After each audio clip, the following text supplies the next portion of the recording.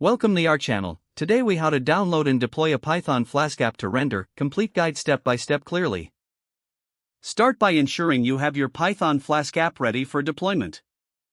Make sure your app is organized with a clear structure, including necessary files like app.py and requirements.txt.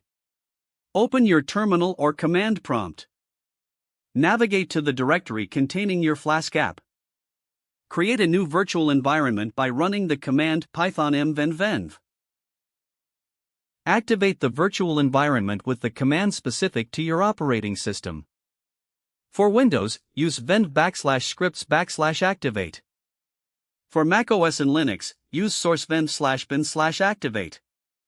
Install Flask and any other dependencies required for your app using the command pip-install or requirements.txt.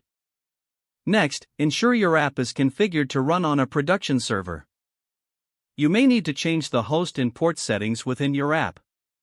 After configuring your app, test it locally by running python app.py. Make sure everything is functioning as expected. Now, head to the render website. Sign up for an account if you don't have one. Once logged in, click on the New button and select Web Service. In the next screen, choose to connect your GitHub or GitLab account to render. Select the repository that contains your Flask app. Render will prompt you to specify the necessary settings for your web service. Set the environment to Python and specify the existing branch you want to deploy from. In the Build command field, use pip-install or requirements.txt to install the dependencies.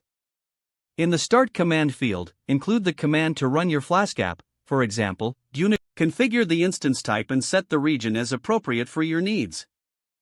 Review all the settings before proceeding. Once satisfied, click the Create Web Service button to initiate the deployment. Render will begin building and deploying your app. Monitor the progress through the Render dashboard. Once the deployment is complete, Render will provide a unique URL for your app. Don't forget to like this video and subscribe to our channel for more step-by-step tech guides.